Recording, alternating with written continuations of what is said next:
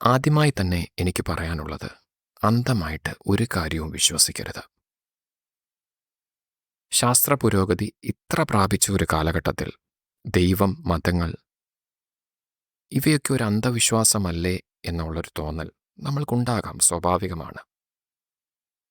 ഞാൻ പറയുന്നത് ശ്രദ്ധയോടെ നിങ്ങൾ കേൾക്കണമെന്ന് അഭ്യർത്ഥിക്കുകയാണ്.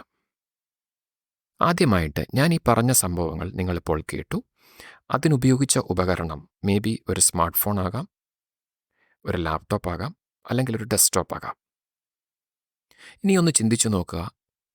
ഞാൻ പറയുകയാണ്, ഈ ഉപകരണം പെട്ടെന്നൊരു പൊട്ടിത്തെറിയിലൂടെ ചിപ്പുകളും പ്ലാസ്റ്റിക്കും കണ്ടക്ടേഴ്സും സ്ക്രീനും ഇങ്ങനെയുള്ള സിലിക്കണും എവരിത്തിങ് എല്ലാം പെട്ടെന്ന് കൂടിച്ചേർന്നതാണ്.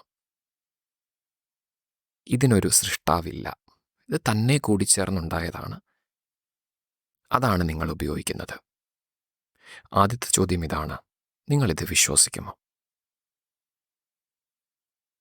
സാധാരണഗതിയിൽ ശാസ്ത്രീയമായി ചിന്തിച്ചാൽ നിങ്ങളിത് വിശ്വസിക്കില്ല. ഇറാഷണൽ എന്നോ നമുക്കിതിനെ പറയാൻ പറ്റൂ, അല്ലെ അൺസയൻറ്റിഫിക് എന്ന് പറയേണ്ടി വരും. ശാസ്ത്രീയമല്ല, ഇത് സൃഷ്ടിച്ചതാണ്. ഇനി ഞാൻ പറയാൻ പോകുന്നത് വളരെ ശ്രദ്ധയോടെ കേൾക്കണം. ഒരു പൊട്ടിത്തെറിയിലൂടെ നമ്മുടെ പ്രപഞ്ചമുണ്ടായി എന്ന് തന്നെ കരുതുക. അതിനെ ബിഗ് ബാങ് തിയറി എന്നാണ് പറയുന്നത്. തിയറി എന്ന് പറഞ്ഞാൽ ഒത്തിരി ശാസ്ത്രീയമായ തെളിവുകളുടെ അടിസ്ഥാനത്തിൽ ഉണ്ടാക്കിയത്. ചിലപ്പോൾ എഡിറ്റ് ചെയ്യപ്പെടാം, മോഡിഫൈ ചെയ്യപ്പെടാം, തള്ളപ്പെടാം, റിജക്റ്റ് ചെയ്യപ്പെടാം ഭാവിയിൽ. അങ്ങനെ തന്നെ കരുതിക്കൊള്ളുക. അങ്ങനെയാണ് ലോകമുണ്ടായത്. എന്നിരുന്നെങ്കിൽ കൂടി സൗരയൂഥം മാത്രം, സോളാർ സിസ്റ്റം മാത്രം ഒന്ന് ചിന്തിക്കുക. നടുക്ക് സൂര്യൻ, ചുറ്റിനും ഗോളങ്ങൾ. എത്ര കൃത്യതയോടെയാണ് കാര്യങ്ങൾ നടക്കുന്നത്. എന്തെങ്കിലും മാറ്റങ്ങൾ സംഭവിച്ചാൽ ഭൂമിയിലെ ജീവൻ്റെ നിലനിൽപ്പിന് തന്നെ ബാധിക്കുന്ന കാര്യങ്ങളാണ്. എത്ര കൃത്യതയോടെയാണ് നടക്കുന്നത്. ഇതുപോലെ ആയിരക്കണക്കിന് സൗരയൂഥങ്ങളുണ്ടെന്നാണ് പറയപ്പെടുന്നത്. ഇപ്പോൾ ബിഗ് ബാങ് തിയറി മാറിയിട്ടുണ്ട്. ഇപ്പം മൾട്ടിവേഴ്സ് തിയറി എന്നൊക്കെ പറയുന്നുണ്ട്. ഇതുപോലെ കുറേ ബിഗ് ബാങ്ങുകൾ പ്രപഞ്ചത്തിൽ സംഭവിച്ചിരിക്കാം, നമ്മൾക്കറിയില്ല. ഇത് നമ്മൾ കണ്ട് അത്ഭുതപ്പെടുന്ന ആകാശലോകത്തെക്കുറിച്ച്, പ്രപഞ്ചത്തെക്കുറിച്ചാണ് പറഞ്ഞത്. ഇനി നമ്മളിലേക്ക് തന്നെ വരാം. നമ്മുടെ തുടക്കം എങ്ങനെയായിരുന്നു നോക്കിക്കഴിഞ്ഞാൽ, ഒരു കുഞ്ഞു കോശം, നമ്മുടെ ശരീരത്തിലെ ഏറ്റവും ചെറിയ കോശം ബീജങ്ങൾ, ഏറ്റവും വലിയ കോശം അണ്ഡം, എഗ്, ഇതുമായിട്ട് കൂടിച്ചേർന്ന് സിക്താണ്ഡം അല്ലെ സൈക്കോട്ടുണ്ടായി. അത് കോടാനുകോടി തവണ വിഭജിച്ചു. എത്രമാത്രം കൃത്യതയോടെ ആയിരിക്കണം ഇത് വിഭജിച്ചത്.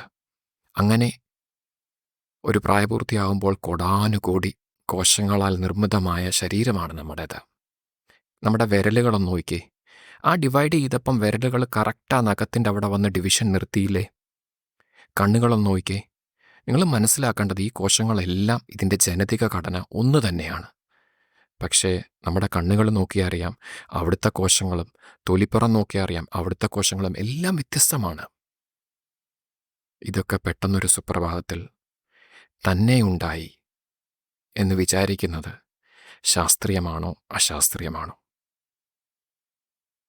ഇത്രയും മാത്രമാണ് ഈ വീഡിയോയിൽ ഞാൻ നിങ്ങളോട് ചോദിക്കാൻ ആഗ്രഹിക്കുന്നത്. ഖുർആനിൽ ഏകദേശം 70 തവണയോളം പറഞ്ഞിട്ടുണ്ട്. നിങ്ങൾ ചിന്തിക്കുന്നില്ലേ? അന്ധമായിട്ട് നിങ്ങൾ വിശ്വസിക്കരുത്. നിങ്ങൾ ചിന്തിക്കുന്നില്ലേ? Are you not pondering? Are you not thinking? ഏകദേശം ആയിരക്കണക്കിന് വാക്കുകൾ തന്നെ ഉണ്ട്. അറിവ്, ചിന്ത, യുക്തി, പലവട്ടം ഖുർആനിൽ ആവർത്തിച്ച് പറയുന്നുണ്ട്. അന്ധമായിട്ട് എന്തിനാണ് നിങ്ങൾ വിശ്വസിക്കുന്നത്? Look at the science. അള്ളാഹുവിൻ്റെ ആയാത്തുകളെക്കുറിച്ച് ചിന്തിക്ക്.